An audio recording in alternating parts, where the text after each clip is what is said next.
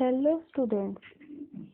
তো আজকে আমরা ব্যাকরণের আরেকটি নতুন চ্যাপ্টার পড়ব। চ্যাপ্টারের নাম হচ্ছে ধ্বনি ও বর্ণ। তোমরা দেখতেই পাচ্ছ স্ক্রিনে প্রথমে হেডিং আমি দিয়ে দিয়েছি ধ্বনি ও বর্ণ।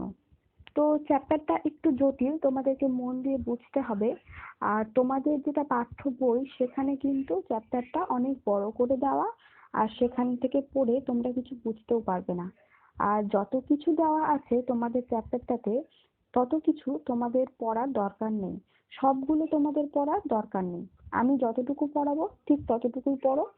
তার বাইরে যে সমস্ত জিনিস রয়েছে সেগুলি মনে রাখতে পারবে না, তাই সেগুলো এখন পড়ার দরকার নেই। তাই তোমরা এই ক্লাসটাকেই ফলো করো। তো চলো আজকে আমরা শুরু করি ধ্বনি ও বর্ণ চ্যাপ্টারটি। এবং প্রথমেই যেটা আমরা জানবো যে ধ্বনি কি বা ধ্বনি কাকে বলে।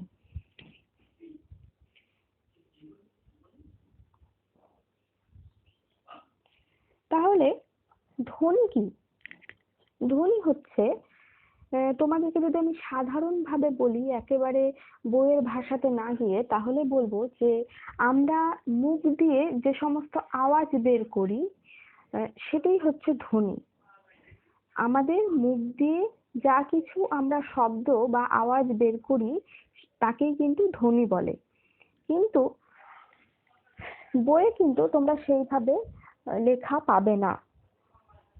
বইয়ে তোমাদের লেখা রয়েছে আমরা মুখ দিয়ে আবার কখনো কখনো কখনো একসঙ্গে মুখ আর নাক থেকে যে আওয়াজ বের করি বা কান দিয়ে যে আওয়াজ শুনি তাকেই ধ্বনি বলে।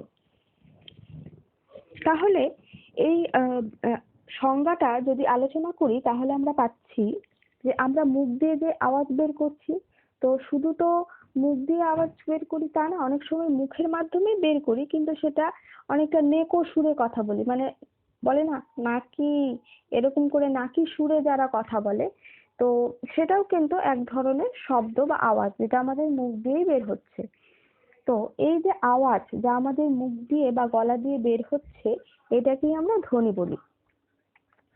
আবার তুমি যেটা তোমার কানে শুনতে পাচ্ছ, একজন আওয়াজ বের করছে বা একজন কিছু বলছে, তুমি সেটা তোমার কান দিয়ে শুনতে পাচ্ছ, তো সেটাকেও আমরা ধ্বনি বলবো। তাহলে আমি একটু সহজ ভাবে যেটা তোমরা লিখতে পারবে এইরকম একটা সংজ্ঞা এখানে লিখে দিচ্ছি। তো এই সংজ্ঞাটাই তোমরা চেষ্টা করবে মুখস্থ করার, এবং পরীক্ষার খাতাতে বা প্রশ্নের উত্তর যখন লিখবে এই সংজ্ঞাটাই লেখার চেষ্টা করবে। একদমই ছোট, সেই ক্ষেত্রে তোমাদের অসুবিধা হবে না। তো চলো ধ্বনির সংজ্ঞা লিখি। ধ্বনির সংজ্ঞা হবে আমাদের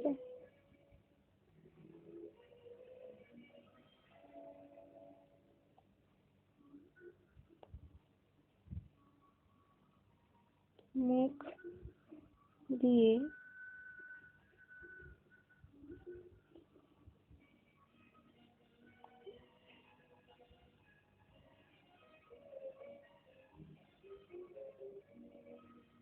উচ্চারিত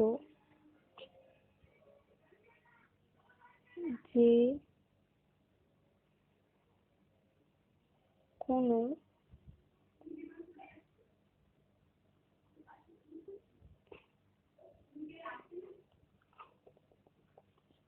আওয়াজকেই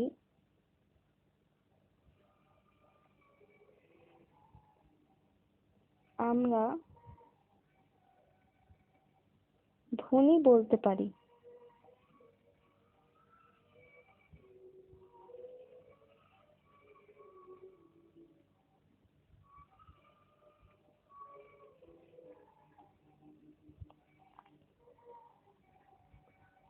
এই হচ্ছে একদমই ছোট করে আমি লিখে দিলাম যাতে তোমাদের মনে থাকে এবং লিখতে পারো। বেশি কঠিন হয়ে গেলে তোমরা লিখতে পারবে না, সেই কারণেই আমি এই সংজ্ঞাটা দিলাম। যদিও বড় হলে তোমরা যখন আরো উঁচু ক্লাসে উঠবে তখন কিন্তু এই সংজ্ঞাটা লিখলে হবে না। তাহলে আমাদের মুখ দিয়ে উচ্চারিত যে কোনো আওয়াজকেই আমরা ধ্বনি বলি।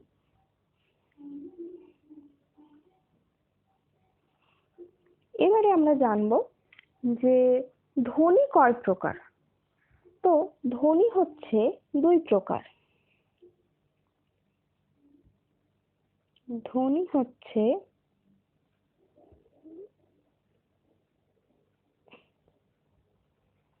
দুই প্রকার।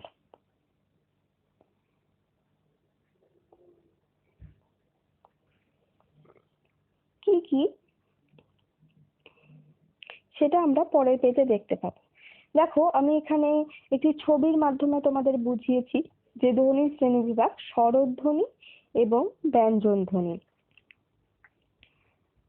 তো ধ্বনিকে আমরা দুই ভাগে ভাগ করলাম। আমরা যে কথা বলি তার মধ্যে তো ধ্বনি রয়েছে, এবং এই ধ্বনিকে কিন্তু আমরা দুই ভাগে ভাগ করতে পারি, স্বরধ্বনি, ব্যঞ্জন ধ্বনি। আবার এই স্বরধ্বনিকে আমরা স্বরবর্ণ এবং ব্যঞ্জন বর্ণও বলে থাকি। ব্যঞ্জন বর্ণ। তাহলে চলো এবার আমরা দেখি স্বরধ্বনি আমরা কোনগুলোকে বলবো। স্বরধ্বনি যে সমস্ত ধ্বনি অন্যের সাহায্য ছাড়াই, সমস্ত ধ্বনি অন্য কোনো ধ্বনির সাহায্য ছাড়াই উচ্চারিত হতে পারে,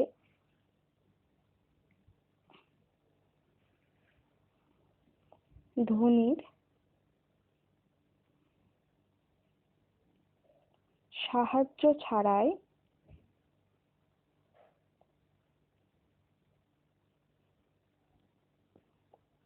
উচ্চারিত হতে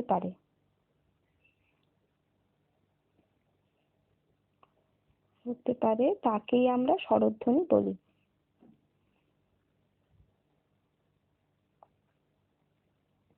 এই সংজ্ঞাগুলো তোমরা পড়বে এবং লিখবে, তাহলে তোমাদের মনে থাকবে।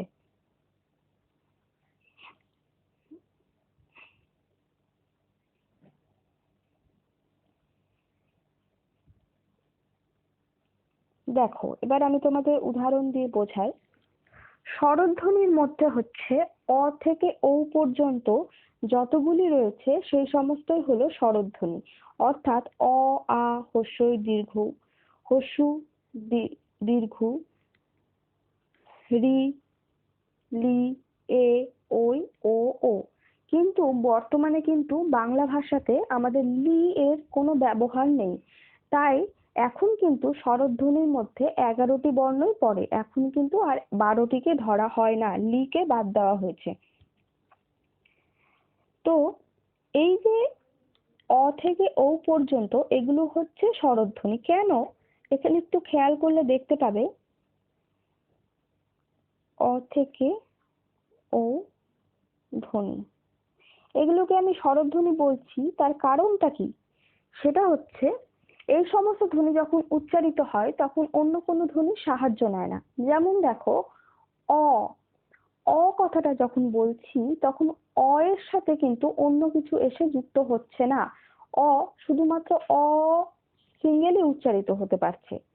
কিন্তু যখন তুমি ক উচ্চারণ করবে, ক খ গ ঘতে, ক উচ্চারণ করতে গিয়ে দেখবে ক এর সাথে অ উচ্চারিত হচ্ছে। ক, ক বলছি কিন্তু তার সাথে দেখো শেষে অ কথাটাও বলছি, ক। তো এখানে দুটো ধ্বনির প্রয়োজন হচ্ছে, কিন্তু অ উচ্চারণ করার সময় শুধুমাত্র অ একাই উচ্চারিত হচ্ছে। ঠিক তেমন ভাবেই আ একাই উচ্চারিত হচ্ছে, হসি একাই উচ্চারিত হচ্ছে। তো এগুলো যেহেতু একা উচ্চারিত হয়, এগুলোর অন্য কোনো ধ্বনি বা ব্যঞ্জন ধ্বনির সাহায্যের প্রয়োজন হয় না। এই জন্যই এগুলোকে আমরা স্বরধ্বনি বলছি। এবার স্বরধ্বনির সংজ্ঞা যদি তোমাকে লিখতে দেওয়া হয় যে স্বরধ্বনি কাকে বলে, তখন তুমি আমি যে সংজ্ঞাটা দিলাম এই সংজ্ঞাটা লিখবে, তাহলে তোমাদের মনে থাকবে। এবারে আমরা যেটা জানবো সেটা হচ্ছে ব্যঞ্জন ধ্বনি।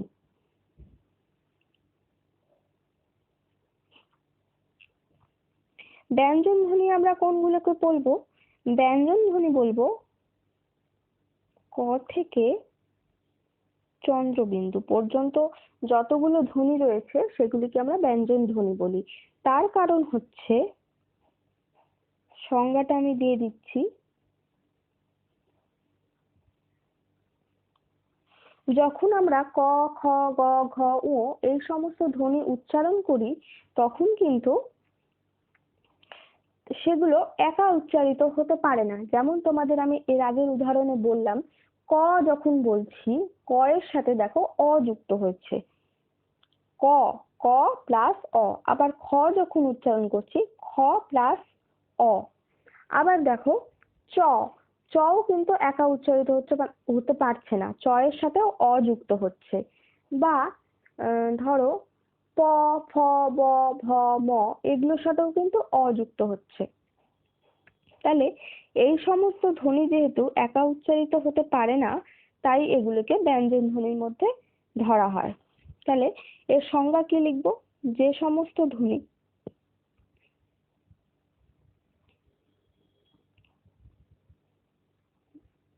ধ্বনি একা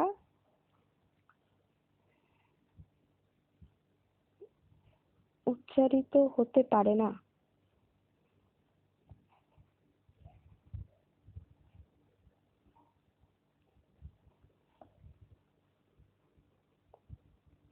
তাকে, এগুলো কিন্তু আমি তোমাদের খুব শর্টে সংজ্ঞাগুলো লেখাচ্ছি যাতে তোমাদের মনে থাকে, কিন্তু বইয়ে বা বড় হলে কিন্তু এই এত ছোট সংজ্ঞা লিখলে হবে না, তখন আরেকটু বড় সংজ্ঞা দিতে হবে।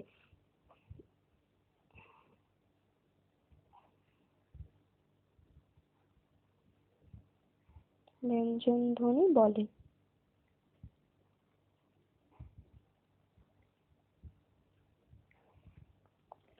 এবারে তোমরা স্বরধ্বনি এবং ব্যঞ্জন ধ্বনি কাকে বলে এবং কোনগুলোকে বলে সেটা জানলে, কিন্তু এরপরে তোমাদের যেটা জানতে হবে যে এই যে স্বরধ্বনি অ থেকে ও পর্যন্ত, এই স্বরধ্বনিগুলিকে কি কোনো ভাগে ভাগ করা যায়?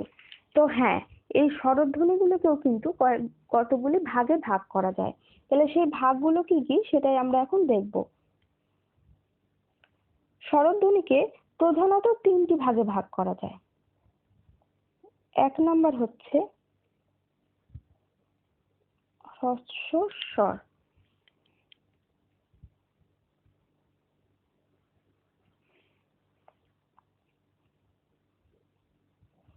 দ্বিতীয় হচ্ছে দীর্ঘস্বর,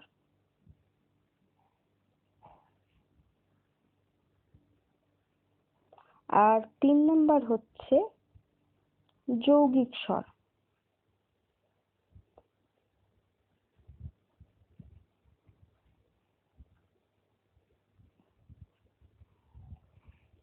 তাহলে দেখো, এবার স্বরধ্বনির অন্তর্গত হচ্ছে হ্রস্বস্বর। তাহলে হ্রস্বস্বর কোনগুলোকে আমরা বলবো? হ্রস্বস্বর হচ্ছে সেই সমস্ত ধ্বনি যেগুলো খুব তাড়াতাড়ি উচ্চারণ করা যায়। যেমন তুমি অ থেকে যদি ও পর্যন্ত বর্ণগুলোকে দেখো, দেখবে অ তাড়াতাড়ি উচ্চারণ করতে পারলাম, কিন্তু আ, আ কথাটা অ এর থেকে বেশি সময় নিচ্ছে, মানে আ উচ্চারণ করতে অ এর থেকে বেশি সময় লাগছে। তাই যে সমস্ত ধ্বনি উচ্চারণ করতে কম সময় লাগে সেগুলিকে আমরা হ্রস্বস্বর বলবো। আমি এখানে আর প্রত্যেকটা সংজ্ঞা লিখছি না, কারণ লিখলে অনেকটা ভিডিওটা অনেকটা লেন্দি হয়ে যায়। তো তোমরা এটা আমার কথা শুনে মনে রাখবে সংজ্ঞাটা, যে হ্রস্বস্বর কাকে বলে। যে সমস্ত ধ্বনি উচ্চারণে অপেক্ষাকৃত কম সময় লাগে তাকেই হ্রস্বস্বর বলে।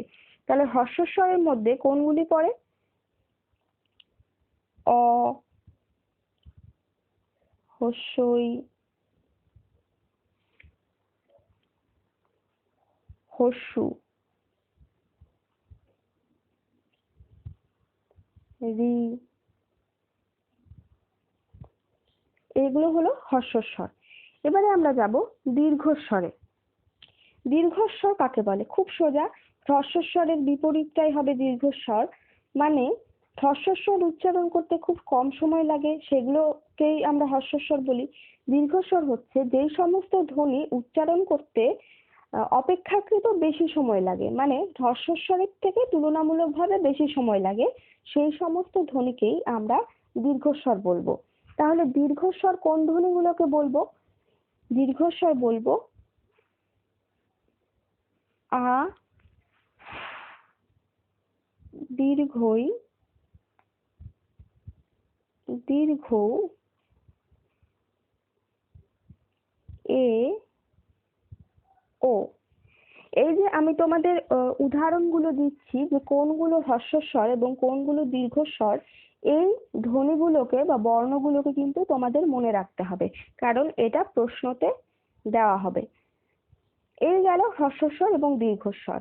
এবার আমরা আসবো যৌগিক স্বর।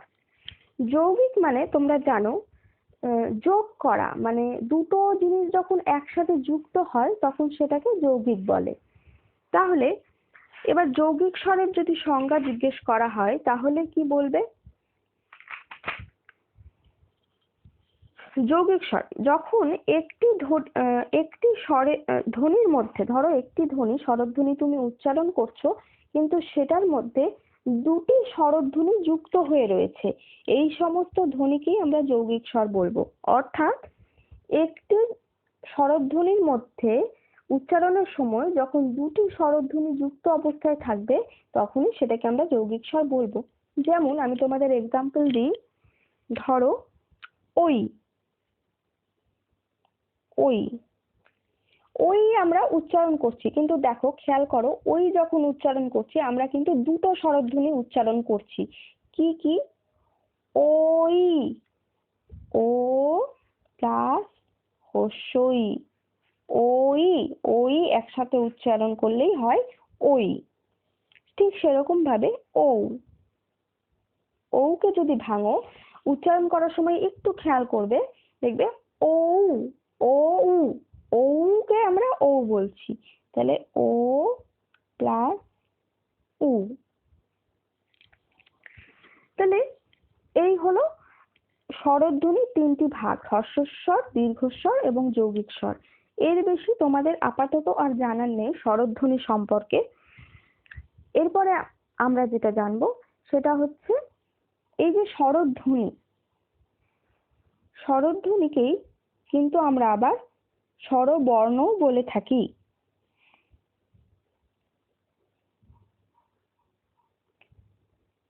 এবারে আমরা নেক্সটে যাই যে স্বরধ্বনিকেই এবার বর্ণ। প্রথমে স্বরধ্বনিকে স্বরবর্ণ কেন বলবো সেটা তো আমাদের জানতে হবে। যে বর্ণ, বর্ণ তোমাদের টপিকের হেডিংয়েই আছে দেখবে ধ্বনি ও বর্ণ।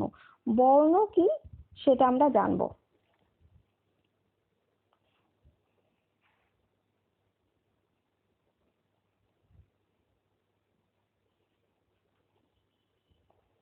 আমাদের মুখ দিয়ে উচ্চারিত ধ্বনিকে, ধ্বনি মানে তো আওয়াজ, তো আমাদের মুখ দিয়ে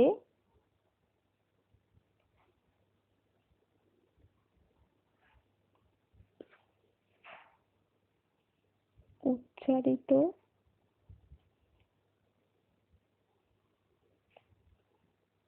ধ্বনিকে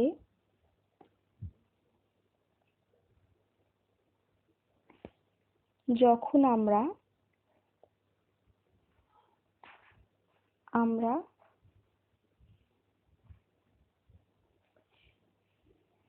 চিহ্নের মাধ্যমে প্রকাশ করি,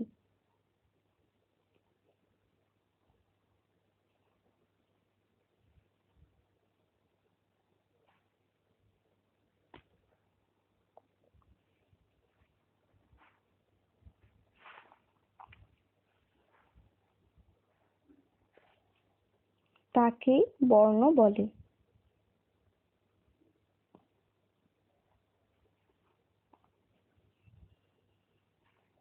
অর্থাৎ এই সংজ্ঞাটার মানে কি? মানে আমরা তো ধ্বনি তাকেই বলছি, আমরা যে মুখ দিয়ে আওয়াজ বের করি সেটাই তো ধ্বনি। তো এইগুলোকে কিন্তু আমরা লিখে প্রকাশ করি। ধ্বনি, ধরো ধ্বনি আ, যখন আমাদের ব্যথা লাগে তখন আমরা আহ বলে উঠি, তাই না? তো আহ তো ধ্বনি একটা, যেহেতু আওয়াজ, কিন্তু এটাকেই যখন আমরা লিখে প্রকাশ করছি দেখো তখন আমরা বলছি আ। এই আহ মানে হচ্ছে ব্যথা পাওয়া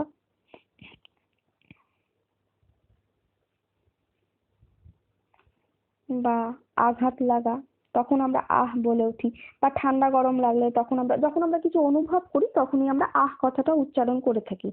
এবং আহ তো আমরা মুখ দিয়ে উচ্চারণ করলাম, কিন্তু যখন সেটা লিখে প্রকাশ করলাম তখন আমরা আ আর বিসর্গ পেলাম।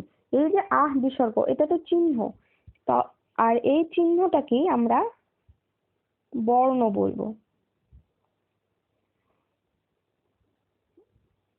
তাহলে সংজ্ঞাটা আশা করি তোমাদের ক্লিয়ার, যে আমাদের মুখ দিয়ে উচ্চারিত ধ্বনিকে যখন আমরা চিহ্নের মাধ্যমে প্রকাশ করি তাকেই বর্ণ বলে।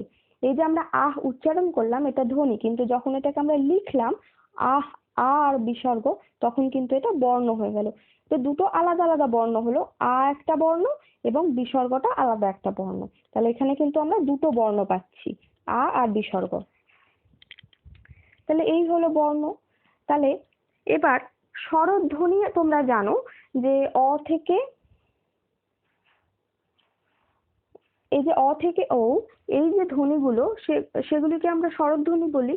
কিন্তু এই স্বরধ্বনিগুলোকে যখন আমরা লিখতে পারছি, এই যে অ আ হ্রস্ব ই দীর্ঘ লিখছি, অর্থাৎ লিখে প্রকাশ করতে পারছি, তখনই সেটাকে আমরা স্বরবর্ণ বলবো। ঠিক সেরকম ভাবেই এরপরে আমরা যাব ব্যঞ্জন ধ্বনি বা ব্যঞ্জন বর্ণের আলোচনায়। তাহলে চলো এবার আমরা জানি ব্যঞ্জন ধ্বনি। ব্যঞ্জন ধ্বনি তোমাদের আমি অলরেডি সংজ্ঞা দিলাম, যে যে সমস্ত ধ্বনি একা উচ্চারিত হতে পারে না, অর্থাৎ যাদের স্বরধ্বনির সাহায্যের প্রয়োজন হয় সেগুলিকেই আমরা ব্যঞ্জন ধ্বনি বলছি। এবং এই যে ক খ গ ঘ ঙ, এগুলো যখন আমরা উচ্চারণ করছি তখন সেটাকে আমি ধ্বনি বলছি, কিন্তু যখনই সেটাকে আমি এই যে লিখে প্রকাশ করছি তখনই কিন্তু এটা হয়ে যাচ্ছে বর্ণ। অর্থাৎ লিখিত যে রূপটা, সেটাই কিন্তু ধ্বনির লিখিত রূপকেই আমরা বর্ণ বলবো। তাহলে তখন আমরা এটাকে ব্যঞ্জন বর্ণ বলছি।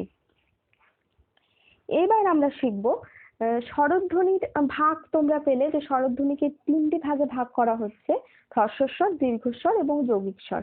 এবারে আমাদের যেটা জানতে হবে যে ব্যঞ্জন ধ্বনি বা ব্যঞ্জন বর্ণকে কয়টি ভাগে ভাগ করা যায়। তো চলো নেক্সটে আমরা যাই।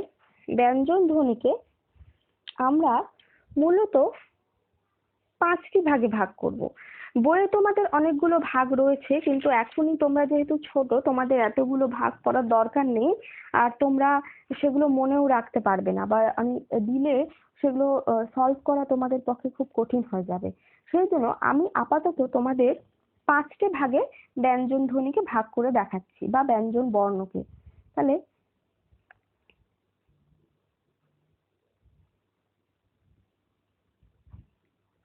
ব্যঞ্জন বর্ণ বা ধ্বনি মানে ব্যঞ্জন ধ্বনি, ঠিক আছে? তাহলে এবার দেখো, প্রথমে কি শুরু হয়? ক দিয়ে ব্যঞ্জন ধ্বনি, ক খ গ ঘ ঙ। তাহলে ক থেকে যে ঙ, তার মধ্যে কিন্তু সবগুলোই পড়বে, ক খ গ ঘ ঙ। এই যে 5টি, ক থেকে ঙ পর্যন্ত মোট রয়েছে 5টি বর্ণ। এই বর্ণগুলোকে আমরা কি বলবো বলতো? এই বর্ণগুলোকে আমরা বলবো কণ্ঠবর্ণ।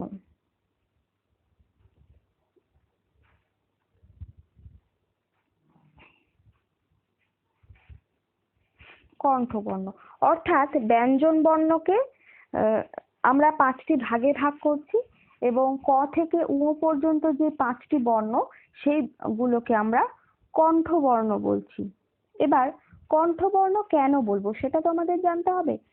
কণ্ঠবর্ণ বলার কারণ হচ্ছে, দেখো খেয়াল করে, ক খ গ ঘ ঙ, এই 5টা বর্ণ যখন আমরা উচ্চারণ করছি বা ধ্বনি যখন আমরা উচ্চারণ করছি, তখন দেখবে আওয়াজটা গলার ভেতর থেকে বেরিয়ে আসছে। এখানে আমাদের গলা অর্থাৎ কণ্ঠটা ব্যবহার করা হচ্ছে।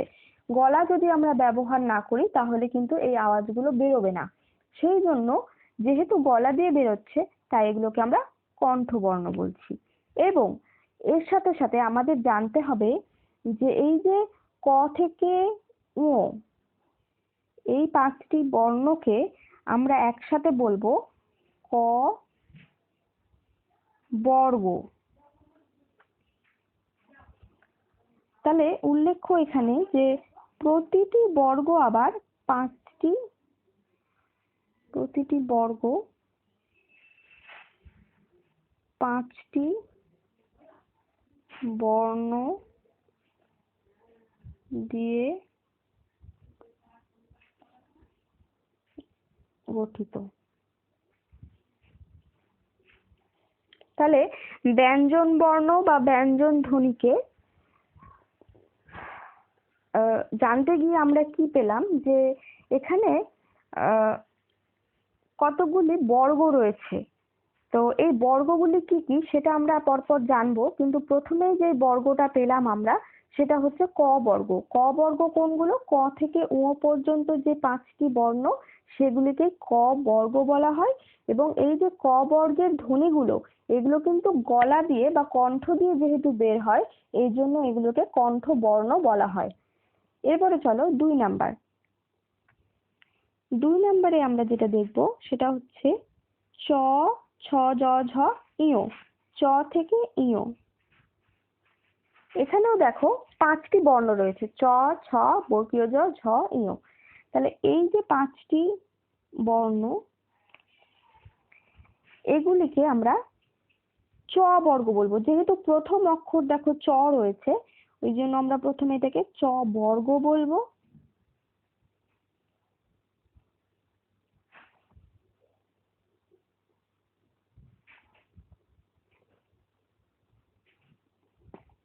সরি এটা ভুল হয়েছে।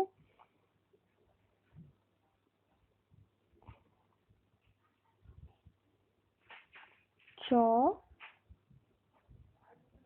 বর্গ, চ বর্গ বলছি, তার সাথে এটাকে আমরা কি বলছি দেখো চ ছ জ ঝ ইয় এগুলো যখন উচ্চারণ করব তখন আমাদের জিভ যে রয়েছে মুখের ভেতরে, জিভটা আমাদের মুখের ভেতরে যে ওপরের অংশটা রয়েছে অর্থাৎ তালুকে স্পর্শ করবে। তুমি উচ্চারণ করে দেখবে নিজের থেকে যে কোন জায়গাটা তোমার জিভটা কোন জায়গাটা ছুটছে, মুখের ভেতরে কোন অংশটা ছুটছে। দেখবে চ ছ জ জিভটা তালুকে স্পর্শ করছে, ওই জন্য এটাকে আমরা বলবো তালব্য বর্ণ।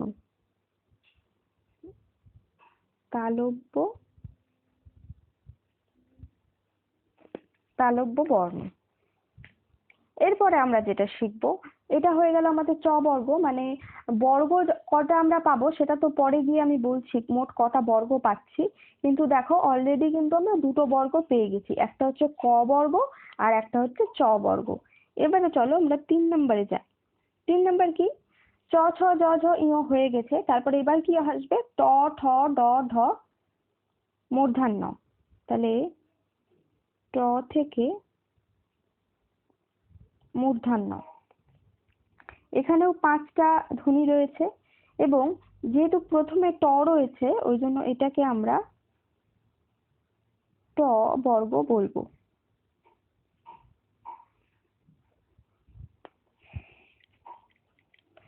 এই ট বর্গগুলো এবার দেখো উচ্চারণ করো। দেখো ট ঠ ড ঢ ন। তাহলে ট এগুলো উচ্চারণ করার সময় দেখবে জিভটা তোমার মুখের ভেতরের যে তালুটা রয়েছে সেই তালুর একেবারে মাঝখানটা স্পর্শ করছে। একদম মুখের ভেতরের যে ওপরের অংশটা সেই যে মাঝখানটা একদম ফাঁকা উঁচু যে মাঝখানটা ওই জায়গাটা স্পর্শ করছে তোমার জিভ। তো যেহেতু মধ্যেখানে স্পর্শ করছে ওই জন্য এগুলোকে আমরা বলবো মূর্ধন্য বর্ণ।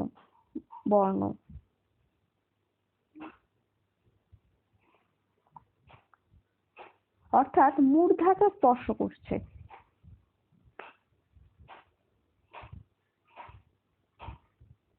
মূর্ধন্য বর্ণ। তাহলে অলরেডি আমরা কিন্তু 3টা বর্গ পেয়ে গেলাম আর 3 ধরনের বর্ণ পেয়ে গেলাম। প্রথমে পেলাম কণ্ঠবর্ণ, তারপরে পেলাম তালব্য বর্ণ এবং তারপরে পেলাম মূর্ধন্য বর্ণ। এবারে আমরা পয়েন্ট 4-এ যাই। পয়েন্ট 4-এ দেখো কি পাচ্ছি? ট ঠ ড ঢ ন হয়ে গেল অলরেডি। এবার আসছে ত। ত থেকে দন্তান্ন। তাহলে ত থ দ ধ ন। এখানেও দেখো 5টা বর্ণ, এবং এই 5টা বর্ণ বা ধ্বনি কে আমরা কোন বর্গের মধ্যে ফেলবো? যেহেতু প্রথমে ত বর্ণ দিয়ে শুরু হয়েছে, সেই জন্য এটাকে আমরা ত বর্গ বলবো। এবং এবার দেখো এই যে ধ্বনিগুলো, এগুলো মুখের কোন অংশ দিয়ে উচ্চারিত হচ্ছে? তাহলে ত, থ, দ, ধ, দন্ত্য ন। এখানে দেখো তোমার জিভটা কিন্তু তোমার দাঁতে গিয়ে ঠেকছে, মানে তোমার তো দুটো পাটিতে দাঁত রয়েছে, একটা উপরের পাটি একটা নিচের পাটি। তো ওপরের পাটির যে দাঁতটা, সেই দাঁতের পেছন দিকটাকে ছুঁচ্ছে জিভটা গিয়ে। ত, থ, দ, ধ, দন্ত্য ন। জিভটাকে যদি দাঁতে গিয়ে না ঠেকাও তাহলে কিন্তু এগুলো উচ্চারণ করতে পারবে না। যেহেতু দাঁতে ঠেকছে তাই এগুলোকে আমরা কি বলবো? দন্ত বর্ণ।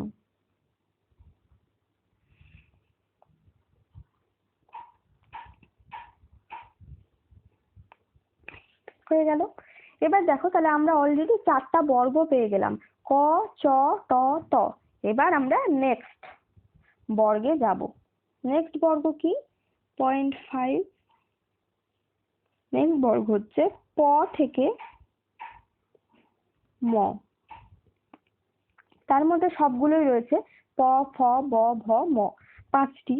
তাহলে এই 5টির প্রথমে কি রয়েছে? প। তাহলে এটার নাম দিব আমরা প বর্গ। এবং এটা দেখো জিভের কোন অংশটা দিয়ে উচ্চারণ করছি, বা কোন বা মুখের কোন অংশটা ব্যবহার করছি এটা উচ্চারণের জন্য। প, ফ, ব, ভ, ম। দেখো তোমাদের যে দুটো ঠোঁট রয়েছে, ঠোঁট দুটো জোড়া লাগছে এগুলো উচ্চারণের সময়। প, দেখো ঠোঁট দুটো জোড়া লাগছে আবার খুলে যাচ্ছে, এরকম ভাবে সবগুলোতেই তাই হবে। তাই যেহেতু ঠোঁটের ব্যবহার হচ্ছে এবং ঠোঁটকে ভালো ভাষাতে বলা হয় ওষ্ঠ, তাই এগুলোকে আমরা বলবো ওষ্ঠ বর্ণ।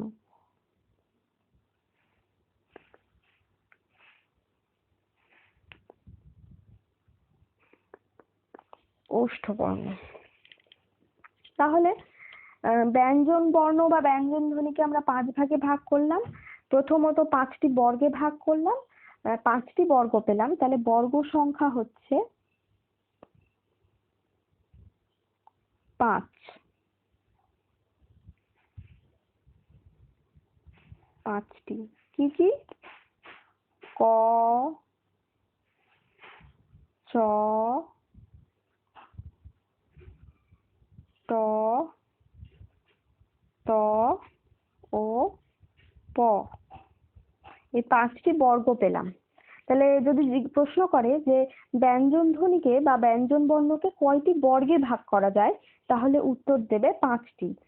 এবং দেখা গেল তোমাকে প্রশ্ন করা হলো যে ক বর্গের ধ্বনিগুলোকে আমরা কোন বর্ণ বলবো, তখন তুমি কি বলবে? কণ্ঠবর্ণ।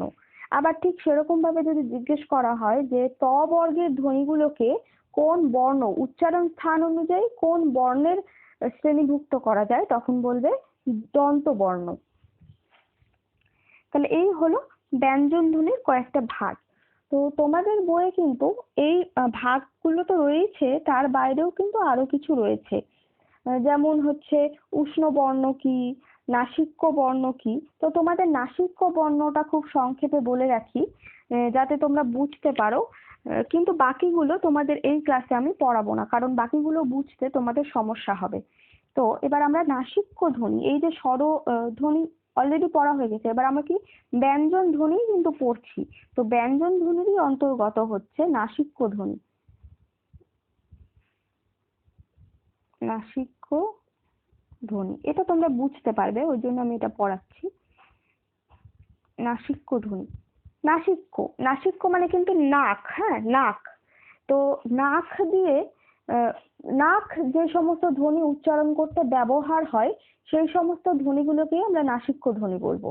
মানে ধরো ঙ, ঙ কথাটা যখন বলছি তখন কিন্তু আমাদের আওয়াজটা একটু নাক দিয়ে বেরোচ্ছে। নাক যদি স্পর্শ না করি তাহলে কিন্তু ঙ উচ্চারণ করতে পারবো না।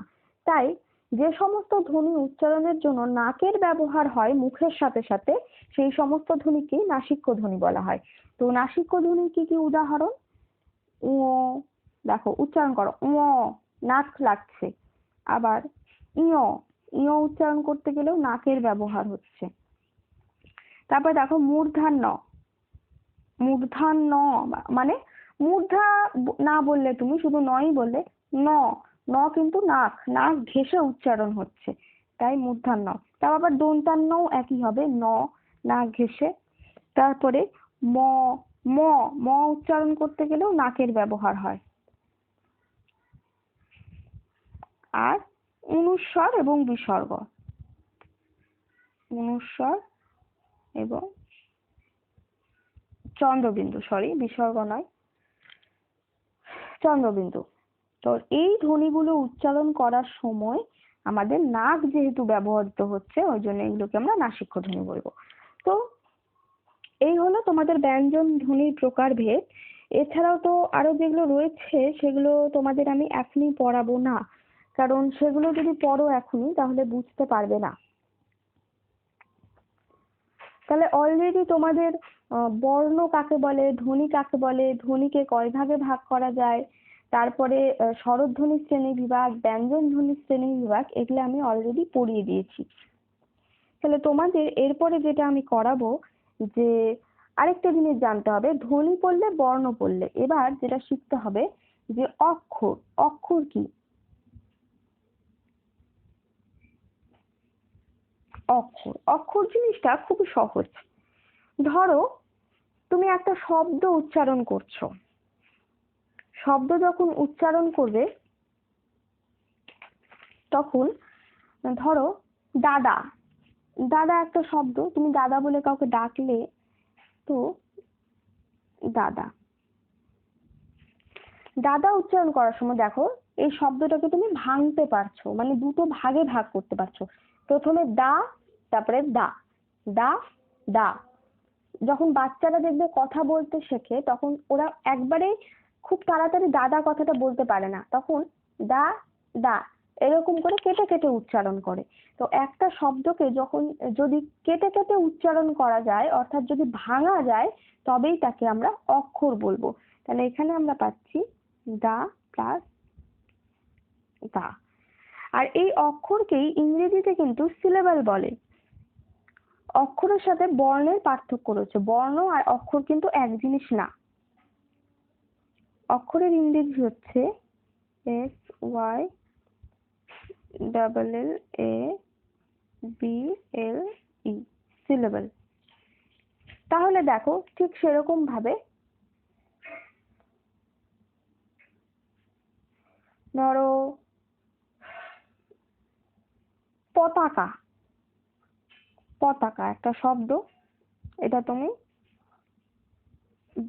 উচ্চারণ করবে, তাহলে এটাকে দেখো পতাকাকে ভেঙে ভেঙে উচ্চারণ করা যায়, প তা কা। তাহলে প প্লাস তা প্লাস কা, পতাকা। আবার ধরো ভারত, এটা একটা শব্দ, তোমাদের দেশের নাম ভারত, তোমরা সবাই জানো। তাহলে ভারত কথাটাকে যখন আমরা উচ্চারণ করব, যদি এটাকে আমরা কেটে কেটে উচ্চারণ করি, ভারত, দেখো ভারত এরকম করে উচ্চারণ করা যাবে না, অর্থাৎ এক ঝোঁকে যতটুকু উচ্চারণ করা যাবে, মানে একবারে যতটুকু জায়গা উচ্চারণ করা যাবে, ভারত, র ত বলবো না, কিন্তু একবারে কোনটা উচ্চারণ করা যাবে, ভারত। তাহলে ভা প্লাস রোত উচ্চারণ করছো, তাহলে এইটা হচ্ছে একটা অক্ষর, এটা হচ্ছে অক্ষর। তাহলে এখানে কটা অক্ষর রয়েছে, একটা, দুটো। এখানেও কেটে কেটে উচ্চারণ করলে কটা অক্ষর তুমি পেলে, এক, দুই, তিন। এখানেও সেরকম এক, দুই। কিন্তু এখানে যদি তুমি বর্ণ, বর্ণ খুঁজতে যাও তাহলে কি পাবে বলতো, দা, দা কথাটার মধ্যে দুটো বর্ণ রয়েছে, দ প্লাস আ। কিন্তু অক্ষর যখন বলবো তখন কিন্তু দ প্লাস আ কে একসাথেই বলবো, দ আকারে দা, মানে একবারে উচ্চারণ করতে পারছি দা, সেই জন্য এটাকে অক্ষর বলে। আর বর্ণ যদি বিশ্লেষণ করতে যাও তাহলে কিন্তু দাকে ভেঙে আমরা দ প্লাস আ পাচ্ছি। তাহলে এই হলো ধ্বনি, বর্ণ এবং অক্ষর। তোমাদেরকে আমি মোটামুটি একটা সংক্ষিপ্ত ধারণা দিলাম এবং কি করে কোনটার পার্থক্য বুঝতে পারবে সেটাও আমি বলে দিলাম। তো এরপর একই ক্লাস, এই ক্লাসটা যদি আরো বড় করি তাহলে অনেকটাই বড় হয়ে যাবে, তাই এখানে আর বেশি কিছু বলছি না। এর পরের দিন আমি তোমাদের যুক্তাক্ষরটা, এই চ্যাপ্টারের থেকে যুক্তাক্ষর কি এবং যুক্তাক্ষরকে ভাঙাটা শেখাবো, আর তার সাথে শেখাবো বর্ণ বিশ্লেষণ। একটা শব্দকে ভাঙলে কতগুলো বর্ণ পাওয়া যায় সেটা শেখাবো। তো সেটা নেক্সট ক্লাসে। তো আজকের মতো এইটুকুই। তোমরা এইটুকু পড়ো, এর থেকে বেশি তোমাদের পড়ার দরকার নাই। বই অনেক রকম আছে, অনেক কিছু আছে, সেগুলো পড়লে মনে রাখতে পারবে না। এইটুকুই পড়ো। তো এখানেই আজকের আমি ক্লাসটা শেষ করছি। Tata, by.